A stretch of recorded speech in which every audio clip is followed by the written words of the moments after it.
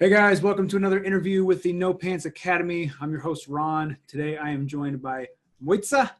She is the owner of Super Spicy Media, and she's just an all-around Facebook ads genius. I know that you guys have a ton of questions about Facebook ads. You guys ask them all the time in the group. So we got us an expert on here, and we're going to just pick her brain and see what we can learn today. So Mojca, before we dive right in, just thanks for joining us. Welcome to the show.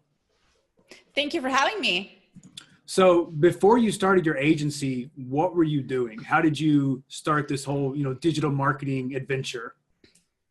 So I think it all started with me writing for newspapers when I was 15. So I started as a journalist working for national newspapers, for local newspapers. Then I started to play a little bit with TV, and I was a host of a TV show. And then just kind of, I started to hate journalism. I loved the writing aspect of it, but I wanted to get a sense of just a different perspective on the media. And that's how I actually found myself employed by an advertising agency. And I was a copywriter there because I had experience in journalism. So kind of, I started my job as a copywriter, and I was there at the agency for about a year and a half. And that's when Facebook started to take off. So I think they kind of started to introduce advertising, and they had the Facebook pages. And I was really pushing for that in the agency because our clients were constantly asking about, how they can get on board with Facebook. But the agency that I worked for, they were just like the traditional advertising agency. They did print, they did TV ads and radio ads and newspapers.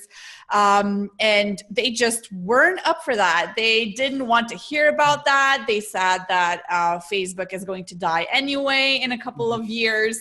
And that's where we kind of started to drift apart. And I don't know, I got fired at some point. And at that point I decided, you know what? I heard that there's a great need for a social media expert that would help them get on board for Facebook and Facebook advertising. And I started my own agency from scratch, had absolutely no clients. And a few years later, here I am. That's crazy. So it's interesting that you saw the value in Facebook even early on when people were still like, no, it's going to go the way of the dino. It's the next MySpace. It's going to die off. You were like, no, this is it. Yeah. And those were the exact words, like, it's the next MySpace. Yeah. It is going to die. Yeah. And I was like, no, they're just introducing advertising. This is growing. It's crazy. And it really was. So as soon as I started Super Spicy Media, I did work really hard to get those first clients. But once those clients saw the great impact a good Facebook strategy can have on their business, everything took off from there. So yeah, I've been working with social media ever since. How did you get those first few clients when you just started out? Oh my God, it was a ton of work. So I started, first of all, I needed to get clients fast because I was already living on my own. I was paying my own bills, and I just needed some sort of income. And the first thing I did was I actually compiled a list of more than 100 businesses that definitely need help with their Facebook strategy.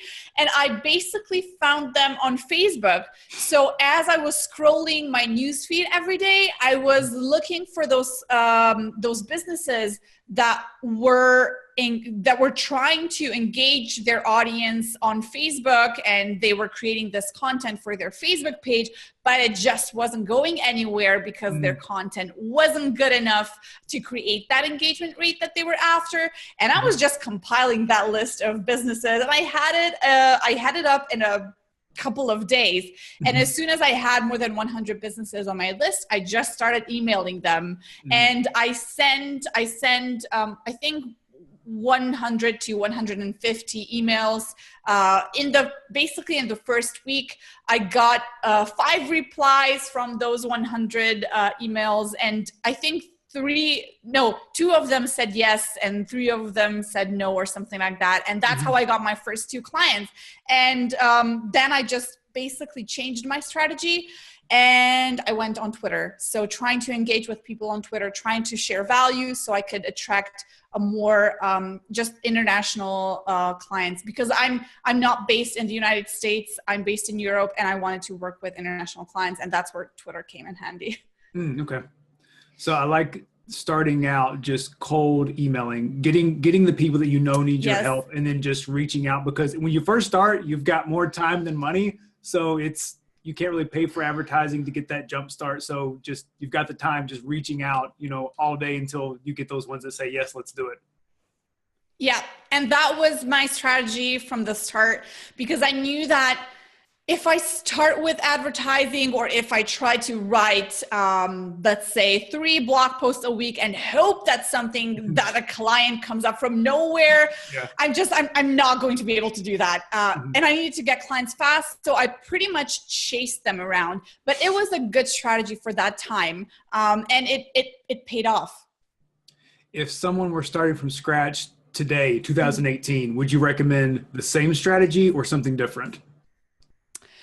I would definitely recommend a more of a personal approach, such as emails or getting on calls with potential clients. And that's exactly what I did. I tried to get them on a call, on a Skype call or anything like that, and give them some sort of value. So they know, they see that I know what I'm talking about, and I pique their interest. And that's how I got started.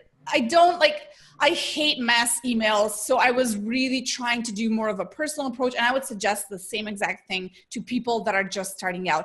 Try to get really personal, try to get them on a call, and mass emails don't work, or trying to, like I said, write a ton of blog posts and hoping that something pops up. That doesn't work when you're trying to get clients fast. But, getting right there in the mud and just chase those clients and have calls with them, that's definitely something that works. Yeah, absolutely. I think the days of being able to mass email is kind of over. So now it's more quality over quantity, really trying to research the business a little bit to where you spend, even if it's 10, 15 minutes, personalizing that email and saying, here's an actual plan you could put into place right now, providing that value up front. They can take it and run with it, or if their interest is piqued, they can, ask you more questions, hop on a call, as opposed to just, hey, I'm an expert. Do you want to work with me? And they're like, ugh, no. Yeah, you and everybody else. Yeah. Exactly. Yeah. And I tested that approach when I started out. So I was like, oh my God, this is going to be easy. And I got this template and I just mass emailed it to everyone, and it didn't go as planned. So then I switched my approach, and I still had some sort of a template where I introduced myself, but in the beginning, the first 2 paragraphs were all about them. So for example, I have noticed that you have this Facebook page and you posted these updates recently, but this update specifically, as you can see, it doesn't have a good enough of an engagement rate. I can tell you why. I gave them a few ideas on what to implement moving forward. And then basically, if you want to learn more about that, let's schedule a call. We can talk about some possible opportunities for us to work together and so on. And that personal approach, that worked. Not like the general templates and mass emailing. That wasn't okay.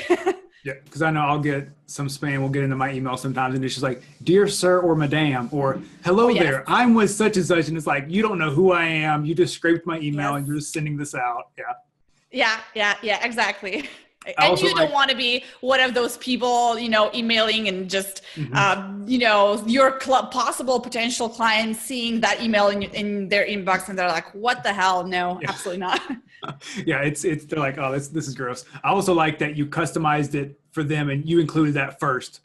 Everyone likes to hear about themselves and what they're doing, and it's very personalized to them, as opposed to, hey, I'm Ron, this is what I do. It's like, no. You need to tell me what you can do for me. Not exactly. And specifically for you, not just a general business. Right? Yep, exactly. So that's how you got started. How do you get clients now? Do you use Facebook advertising for your own business? I don't have to do that anymore. So right now I get clients from referrals. I've been on podcasts and for example, I just received, I think, like 3 leads today from one podcast that I was on a couple of days ago. So I have come to that point where I don't need to advertise, but clients come to me from referrals, podcasts, webinars, my Facebook page, and whatnot. Yeah, so you're living the dream now. Yes, I think so. Yeah. I think so. And I mean, it's a good spot to be in, but definitely it took a lot of work to come to this point. Like I said, the cold emailing and then kind of just, doing the whole Twitter thing and establishing my authority as a social media / Facebook ads expert there, and then Facebook page, and just a combination of things, really figuring out what works for my target audience, where my target audience hangs out online, what podcasts they listen to, and then just move it on from there. So as soon as you establish that base and that foundation, that's where things start to switch around, and you start getting clients kind of organically and without you chasing them around. That's being able to build kind of that online presence, whether it's through the online, podcast, that sort of thing, or I see that you do speaking gigs, just being able to get out there. And that's a scary thing sometimes, to get out there and say, I'm an expert, you can ask me questions, I know what I'm talking about, but then people see that and you're automatically standing out by putting yourself out there. Absolutely. And when you talk about like being scared when speaking and when being on podcasts, I just want to point out one thing. Anyone can do it, right? I have been so scared, specifically because I'm not a native speaker. And when being on when I basically landed my first podcast gig, I haven't been as scared in my life like I was before that podcast. It was so scary, but looking back now, if I, and not a native speaker again, if I can be on a podcast and if I can do it, literally anyone can do it. That's good. That's issuing the challenge right now. Yes. It's not even, we as English speakers, we're thinking about the words to say, but you're thinking the words to say and then also translating and how to say them in English. So it's like another layer of complexity. So that's makes it that much more difficult. Yeah. And I can do it. So anyone can do it.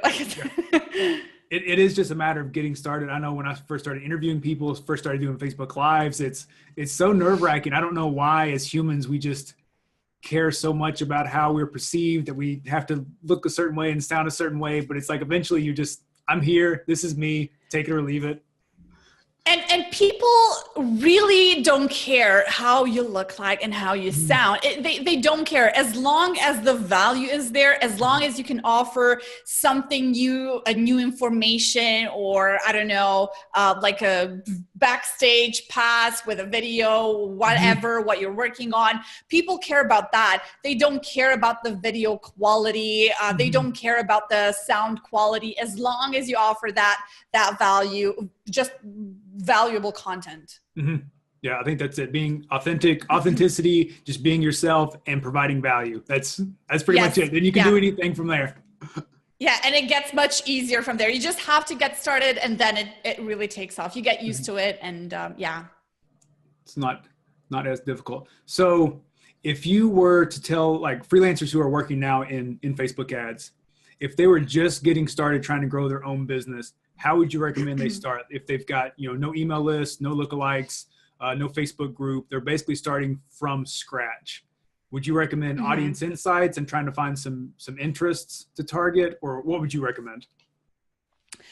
The best way to get started with Facebook ads, really just kind of tiptoeing around, getting to know the tools and how everything works, is by investing a couple of dollars into boosting a post that's already on your Facebook page. It has to be a Facebook post that already worked well previously organically, because that means that your audience is interested in the topic that you talk about or the content that you serve them. And that is really the best and easiest way to get started. So you get rid of that fear that you have of Facebook advertising in general. As soon as you get rid of that fear, which is pretty easy because like I said, boosting a post is very easy and you get that immediate effect from it. I would start with generating some traffic to your webpage. And that is kind of the next step. So once people are engaging with your content on your Facebook page, you want them to get to know you better through your blog posts and just getting on your webpage so you can tag them with your Facebook pixel. And the best way to do that is by advertising a blog post that you have. That's, I usually work with multi-million-dollar businesses who already have some sort of an established business. But I also I have a service offering that I offer specifically to businesses that are just starting out with Facebook advertising. They don't have an email list. They don't have any kind of audience or anything. They just want to start doing that with Facebook ads as well. Like I said, the same exact way that we start is through blog posts as well. So advertising those valuable blog posts so people can get some sort of value from you before you pitch them any kind of like a product or anything else. They have to get to know you better through that value. So boosting content that's already working with your audience. And then either would you then do like retargeting to the people who engaged with your page and send them more content to then hit the website? That is definitely a fantastic way to start. So anyone that's engaged with your previous post, with your Facebook page, they are a qualified audience. And one thing you can do is, as you said, just retarget those people. Or if you have maybe a bit more budget and you want to A/B test different audiences, you can do an A/B test where in one instance, you retarget those people that have engaged with your Facebook page. And on the other hand, you create a brand new audience based on interests that your target audience has and based on that demographic data. So just try to learn more about them. So how old is your target audience? Where do they come from? What interests they have? In my case, for example, they are interested in Facebook ads, in Facebook advertising, and social media marketing. So I would be targeting those interests. So try to find some common ground and A/B test those two different audiences and see which audience performs better. And that's a good way to start with Facebook advertising. Okay, awesome. Love it. So after that point, we're sending them content. We're sending them to our website that's pixeled. At that point, would you retarget with like an opt-in or just continue providing value?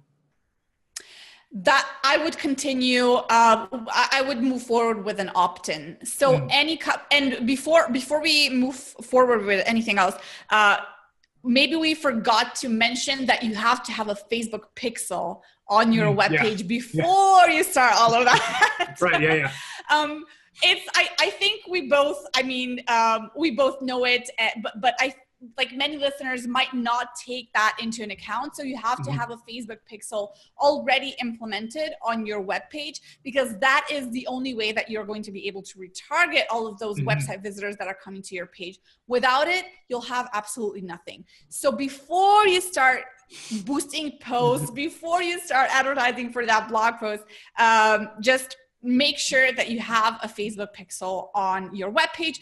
Facebook pixel comes with every Facebook ads account. It's very easy to implement it. I'm not a developer myself, and I did it in less than 2 minutes. Facebook's directions are very, very clear. So there is absolutely you don't have an excuse of not implementing that today. But yes, moving forward. So once you do the boosting posts and blog posts, so advertising those valuable blog posts, I would definitely move forward with an opt-in. So having a lead magnet that is gated behind some sort of an opt-in where people have to give you their email in order to receive that lead magnet. And that lead magnet can be absolutely anything. It can be a one-page PDF. It can be a list of your most popular blog posts. I don't know, a sample of a first chapter of your book. It can be, I don't know, let's say 3 videos that you offer, 3 valuable videos about a certain topic. So anything, or a webinar, for example, that is a good lead magnet as well. An email course will do fine. So, but anything that is definitely gated behind an opt-in form. So people have to give you their email in order to receive that lead magnet. It's very good. Going back to I'm glad you brought up the pixel thing, because sometimes we do just gloss over because it's like, and you already know about the pixel, right? But yeah, no, because we've talked about it in the group some, but yeah, so the pixel is just a piece of code. You put in the header tags on your website or your ClickFunnels account, whatever you're using, so that you can, retarget, build lookalikes, do event codes and all that stuff. So I'm glad you brought that up. So pixel is very important. And then with the offer itself, it's really just trying to give something that's congruent. So whatever your ideal client already likes, whatever your content has been about, your vlogs, your blogs, or whatever they're already taking in, what's that next step? What's the next way that you can help them either, level up their own business or learn a new trick or improve in some way? They've got a problem or they're looking for some kind of pleasure, and you're able to give them that next little piece of that. Yeah. And producing that lead magnet, I think people, a lot of businesses try to overdo it, and they spend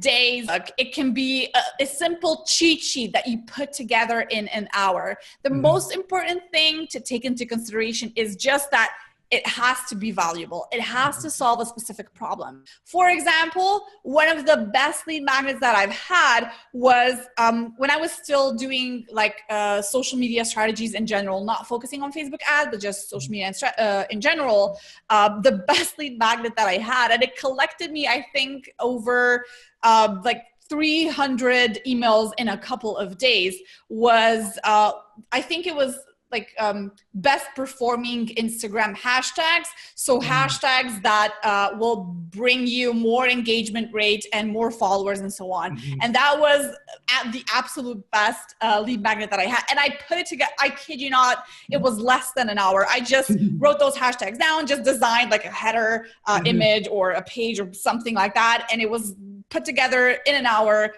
I had it on my webpage and it just started collecting all of those leads. That's awesome. I know that swipes and swipe files, checklists, templates are so good. Even Digital Marketer, they've been running that best performing Facebook ads template for, I don't know, a couple of years now. And it's still getting leads because it's still just super good. People need it. Yeah, exactly. So again, absolutely no excuse of not doing that today. Yeah. And also just doing it instead of, it's easy to get caught in, analysis paralysis where we're like, well, maybe they want this or maybe they want this. It's just throw something up, throw it, not just put it together and then see if they want it. Of course, research your audience a little bit, try to think of something they really want, but it doesn't have to be, there's an opt-in, then there's an upsell, then there's a downsell, then we've got a 10-part email sequence on the back end. It's they may not want that thing at the very front. So why don't you just start there? Exactly.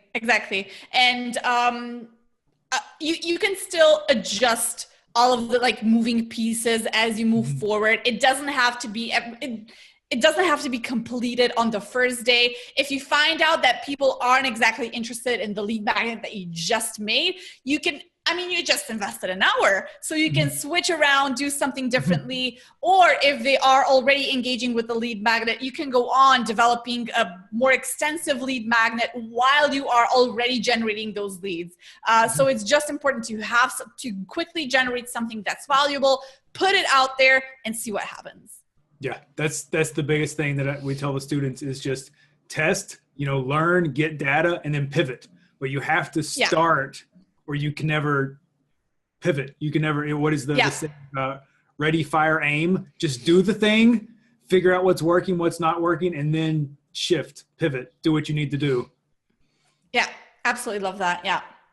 But yeah, just getting started. So besides taking too long to develop a lead magnet, besides not putting a pixel on a website, what are some of the other big Facebook ads mistakes that you see freelancers make, and then also just businesses in general?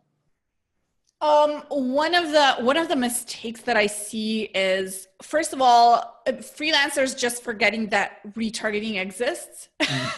And they all start, I don't know why that happens, but when I consult to small businesses, one of the first things I say is, and they come to me saying, I've launched so many Facebook ad campaigns. Facebook doesn't work for me.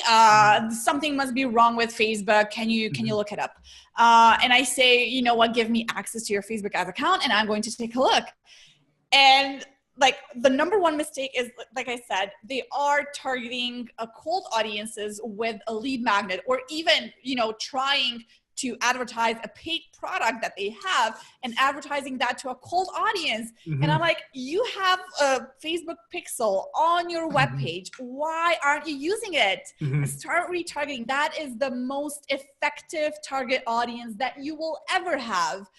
So that is the number one mistake. And the second really big mistake is when they are trying to get some sort of leads through Facebook ads, or to increase purchases and conversions, any kind of paid conversions through Facebook ads, they use the traffic objective, not the conversions objective.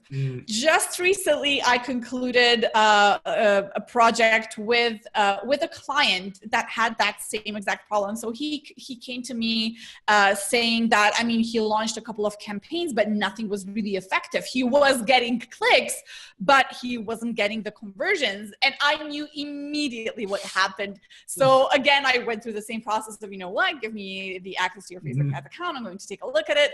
And the first thing I see is that he launched Facebook ads with a traffic objective, optimizing for traffic and for clicks, not optimizing for conversions. And all it took was a simple switch of implementing a custom conversion and then optimizing for that custom conversion. And we started generating those conversions. So if you guys aren't familiar with the different objectives, Facebook has gotten pretty good about doing what you tell it. So if you're optimizing for video views, people are likely to watch your video, not click your link. If you're optimizing for traffic, it's people who like to click, but not necessarily people who like to opt in. So have you found with a new pixel or with a new custom conversion, do you have to give it an amount of time before you can swap over from traffic to custom conversion, or is Facebook gotten pretty good about optimizing for conversion from the beginning? So in that specific case, it really depends on a client. I have a fantastic example. Let's say I have two clients. One client is a very well-established business. They had the Facebook pixel on their page for a really, really long time. They have been advertising for more than a year, really, really successfully. That said, when we launched our first purchase campaign, so a campaign that was aimed towards generating more purchases, we had to optimize for clicks first. Even though they were an established advertiser, we still had to optimize for clicks in order to get those first conversions so we can switch to conversion optimization. On the other hand, I have a client that I started working with just a couple of weeks ago. We implemented our first lead magnet campaign yesterday with conversion optimization. So not optimizing for traffic, not optimizing for clicks. We just want to get those conversions. And it performed fantastic from the get-go. And they just started Facebook advertising. They haven't advertised before. They have just implemented a Facebook pixel a month back. They are completely fresh in this game, but it's working. So it's all a matter of testing things for yourself. I usually start with conversion optimization just because, like I said, Facebook has gotten really good at doing what you tell it to do. So I start with conversion optimization. If that doesn't work, if we are not getting the conversions that we want, and really we're not even getting any clicks, so everything is really, really lacking, we just switch to traffic optimization and see what happens. Usually that kind of starts picking the campaign up a little bit, and after a while we switch back to conversion optimization. Okay, I love it. And that's always with Facebook ads, the answer is kind of always test, because something may work with one client, you do the exact same thing with another client, it's like, no, it didn't work. So it's just a matter of testing everything and seeing what works. And while we're at A/B testing, I just want to emphasize the importance of it, because as you said, something might work for one client and it doesn't work for the other client. So you have to test everything when it comes to Facebook ads, and A/B testing different instances. For example, different images, different text, different calls to action. It's really cheap doing that with Facebook. You just spend a couple of dollars A/B testing different things, determine who the winner is, and then move forward with that winner. And it really, really pays off. For example, we have been up until, let's say a year ago, we've been only using a short format copy because we were absolutely certain that this performs very well. Just like within an ad, we had 2 sentences and that was it. And then at one time, I just decided with that specific client, you know what, let's test a long form copy, a really a blog post, basically, very, very long sales copy within the ad. Let's see how it performs. And we decreased the, I think it was the cost per lead for 50%. We just A/B tested one thing. And since then we've only been advertising and using long form copy. So again, A/B testing, really important. It's incredibly cheap when doing that on Facebook, and it's incredibly cheap to determine what the winner is, what works with your target audience, and then just move forward with that.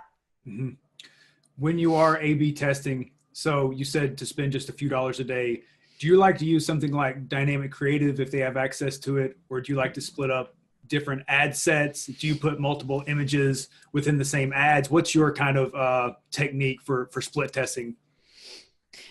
So I use different approaches when it comes to A/B testing different images. I usually just put up to, it depends on the budget, but usually it's around 5 to 10 different visuals within an ad set. And then I just see which one performs better. When I A/B test a copy, for example, different versions of copy, short format versus long format, or more personal approach versus a more cold approach, I use the split test feature that Facebook has.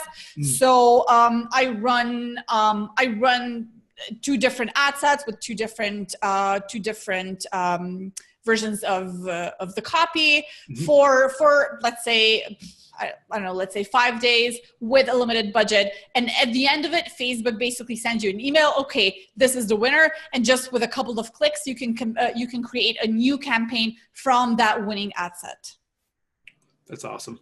So it's interesting because I run Facebook ads, my wife and I, and so it's always interesting to talk to someone else just to see how they do things differently, because even the biggest thought leaders and gurus out there, they'll tell you different things. So it's always neat to hear the anecdotal evidence. So one thing that just popped in my head was when you are tweaking ads, either it's, raising the budget, changing creative, anything, do you have any rules that you follow as far as changing an ad that's actually running? I usually don't change the ads that are running. For example, if one ad is really underperforming, it's not performing good, the cost per lead is through the roof, or we haven't even generated leads, if I do anything, I just turn it off. Usually, I mean, as you know yourself, Facebook is really good at just, not spending money for ads that are not working well. So either I do completely nothing or I just turn the ad on. I usually don't change anything. If I do want to change the copy, if I do want to change the image, I just relaunch the whole campaign because I think I want those stats for those specific visuals and for that specific copy that we run, I want it to stay the same. So I can see, okay, this copy performed good. This image performed like this. So if I want to change anything, if I want to change the copy, I just pause the campaign that I'm already running and I just relaunch the whole campaign with new copy, with new visuals, with new ad sets, whatever. I rarely change the text while the ad is running, unless there's like a typo in the text or anything like that. And for the budget, if you want to raise a budget on an ad that seems to be working, do you just duplicate it with a raised budget? I just raise the budget. Okay, just raise in that case, yeah. When it comes to budget changes, whether that is raising the budget or decreasing it, I just do it. I don't even duplicate it because it doesn't affect the stats so much as just changing the whole creative does. Because with the creative, it resets all the social proof as well. Yes. I think the comments, likes, and all that stuff. Yeah. So, with the budget, do you have, because you'll hear some people say $5 at a time, no more than 50%, 25% at a time, X amount every X hours. Do you have any rules you follow there?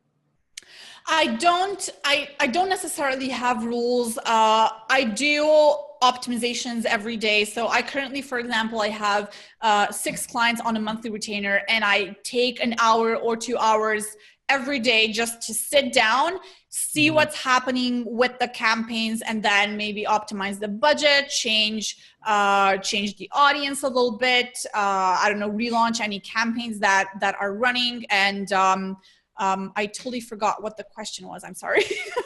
with raising the budget. Oh, right. Yeah. So whenever I do that optimization, because I do it every day, I can see if the campaign is moving in the right direction or not. And I don't have it really depends on the client. So if we're spending, let's say, $10,000 plus a month on Facebook ads, I'm not having any issues with increasing the budget for $50 per day plus for one ad set. If I have a client that's spending maybe a little bit less than that, we just, I don't know, let's say increase it up to $10 a day. So I don't necessarily follow any rules or anything like that because I do track campaigns every day, and I can better assess for how much to increase the budget because I do that kind of optimization every day. I hope that makes sense.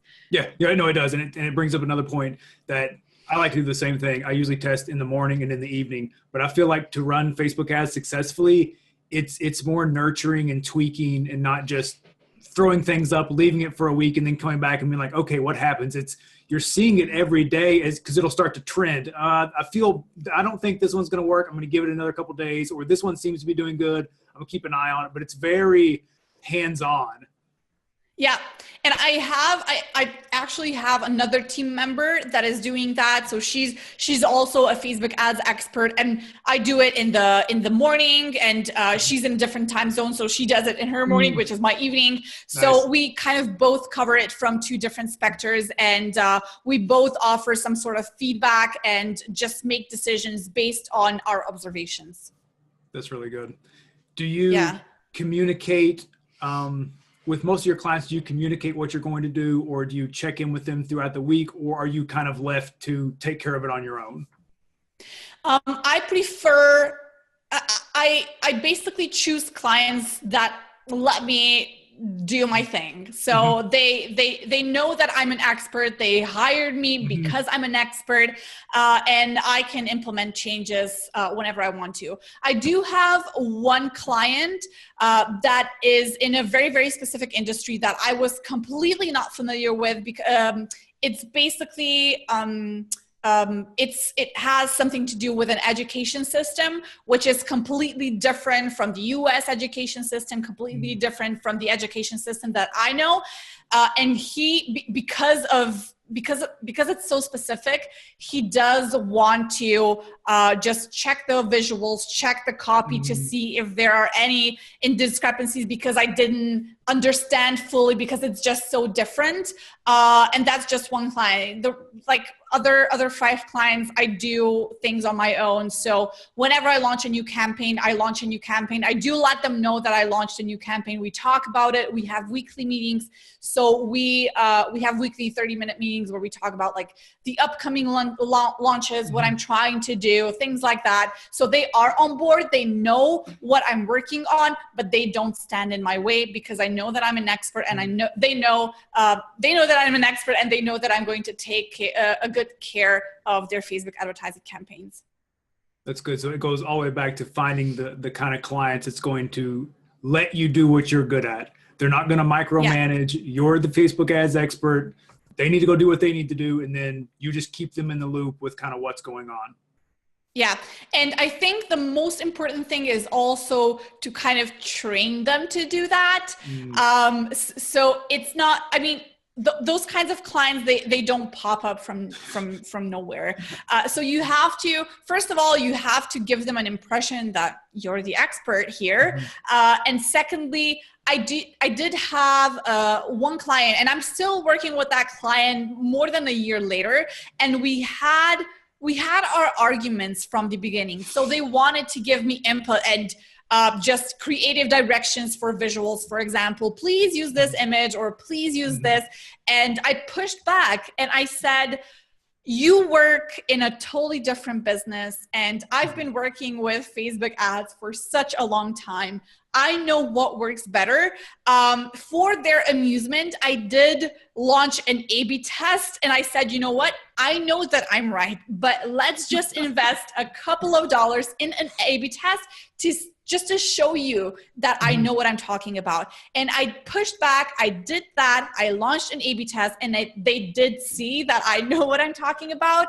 So since then, our collaboration has been fantastic. But all they needed was just a little bit of a pushback from the beginning. So I kind of trained them how to deal with me and how to deal with a contractor that knows what he's talking about. And we've been good ever since. So that's awesome. Just let them know up front.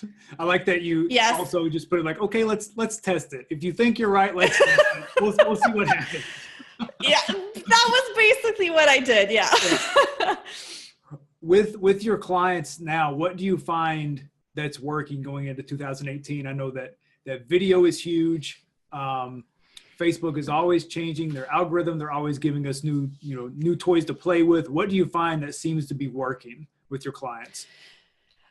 First of all, just I want to emphasize video. Not a lot of people do any kind of video content, but it is so important for Facebook. Video outperforms any visuals. I mean, you can spend hundreds or thousands of dollars for hiring a designer to design fantastic images and visuals for your Facebook ads. And I kid you not, it is going to perform worse than a video that you record yourself. It doesn't need to be a professionally made video. It's just a fact that videos perform better with Facebook ads than any kind of other content. So definitely videos, that's the number one thing. And making just being as personal as possible, having a personal approach, that is one thing as well. I think people are forgetting about that. So try to connect with your audience on a different level, use a more personal approach when speaking to them. And for example, long format post. That is the third thing that I found out that really works with Facebook ads. I mean, I definitely encourage everyone to try it out to see for themselves if long copy versus short copy, what performs better. But in my case, I have A/B tested this with all of my clients, and just long form copy always outperform the short form copy. So we try to connect with our audience through a very good message. It starts with a question. It starts with usually just kind of pressing on their wounds because they are struggling with specific problems that we solve. So we're pressing on that, are you struggling with this and that? Have you been able, blah, blah, blah, things like that. And then we offer that kind of solution. It turns out usually it's like a blog post length, but it really works well with Facebook ads. I think that both those are tied together. The letting people see who you are, and then also the video, because they can immediately, that know, like, and trust factor goes up when they see you. I know with one of our clients, he's doing Facebook Lives a lot. And so he's repurposing the Facebook Lives as top of funnel content. Just love that. There, and then retargeting the people who watch, the really long videos, watch 75, 95% of the videos with an offer from there, or more content. Yeah. And like you said, it works so well because people can put a face to the business or a face to the product that you're trying to sell later on. If you're running a small business, usually those small businesses hide behind a logo, but with video, you can show your face and people can connect with you on a totally different level, a level that works and converts really, really well. Mm-hmm. So tied to all that, there's been, I guess, talk of this since, I think the first I heard of it was like around Thanksgiving last year, changes to the newsfeed, changes to Facebook coming. So last week, Mark Zuckerberg said that basically the goal was for people to spend less time on Facebook, but to have more quality time, I guess, with engaging with family and friends as opposed to businesses and brands. So some people are really worried about this. Some people think it's great. How do you feel as a Facebook ads expert? This is your thing. How do you feel about it? So I love that you're asking me about this. I just recorded a video today on this topic because it's been so crazy for the last couple of days, because if you check the headlines in relation to this new update that Mark announced, they are all describing, they're basically using words like Facebook newsfeed, apocalypse, Armageddon. This is going to kill the small businesses. And it's not like that. First of all, we have to know, Facebook has changed their algorithm so many times. They do it frequently. They do it every year, multiple times a year. They change it up. They switch it up. They do something differently. And pretty much if you're trying to just, for example, promote your product, you don't have that personal connection with your target audience, you've been doing it wrong from the start. Nothing is going to change. You still won't get the engagement rate.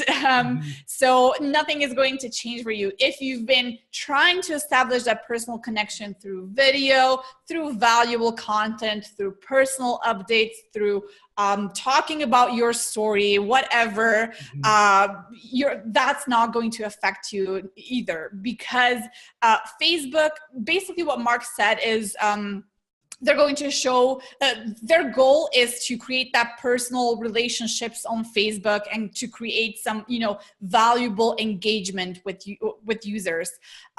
If you do that with your business, if you share value, you're not going to lose that. People are engaging with your content because you're human, because you create that personal content, because you offer value. People love watching your videos. Nothing is going to change for you.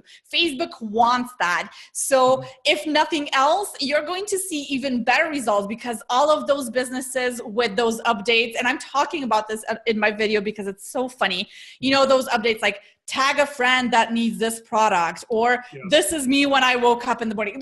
Facebook wants to get rid of that. So the actual businesses that create value, that have that engagement rate, that create that personal connection, so they want to push that forward and get rid of those other advertisers or businesses with those stupid updates. Yeah. Awesome. So I'm glad to hear that you see it the same way. If you were doing, I like the way you put it too. If you're doing it right already, you don't have anything to worry about. And if you are already doing the clickbaity, engagement bait, just kind of scammy, spammy, whatever, then you probably got something to worry about, but you probably weren't also having great results in the past. So yeah.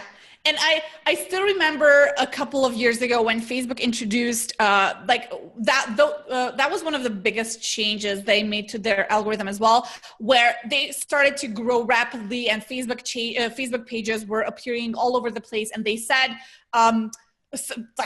you're going to reach 10% of your, or something like it was a percentage of the audience that you have on your Facebook page. And people freaked out. And I said, I mean, if you're freaking out right now, there's a really, really big chance that you weren't doing it good from the get-go. You weren't performing good. If you have the engagement rate, if people are engaging with your content because it's valuable, not because you're using some of those, lousy tag a friend tactics, but because your content is valuable, you have absolutely nothing to worry about. You're not going to be affected by this. If a brand or a business or even a service provider, anyone, if people love you, like Facebook won't be able to keep them away from your content. If they want to find it, if they want to engage, if they want to like it, share it, they will. Facebook's not going to be like, no, you can't do that. They're a business. No. Exactly. Facebook is never going to do that. I mean, they are a business. They earn from those people as well.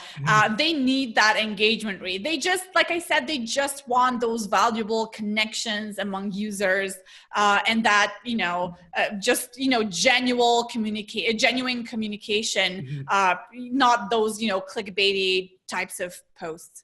Yeah, just the garbage out there. So I'm excited about it to see what happens with Facebook in 2018. I think it'll be good for those of us like us. I think. Absolutely, totally agree with that.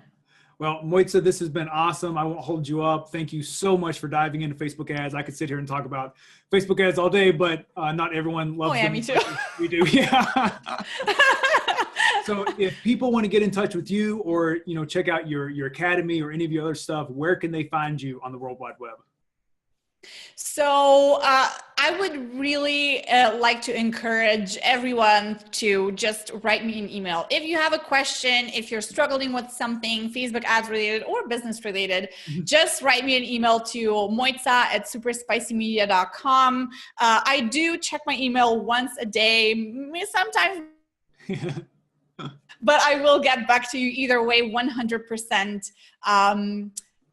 You can also check my webpage on superspicymedia.com. There are articles there, videos there, everything is there. I'm also on Twitter at Mojca, I think it's Mojca Mars. And if you want to learn more about Facebook ads, you can check the facebookadsacademy.com, which is my community of small business owners that are interested in growing their business with Facebook ads. Very, very cool. Well, we will include links to all that down below. And again, Mojca, thank you very, very much, and we'll talk soon. Thank you.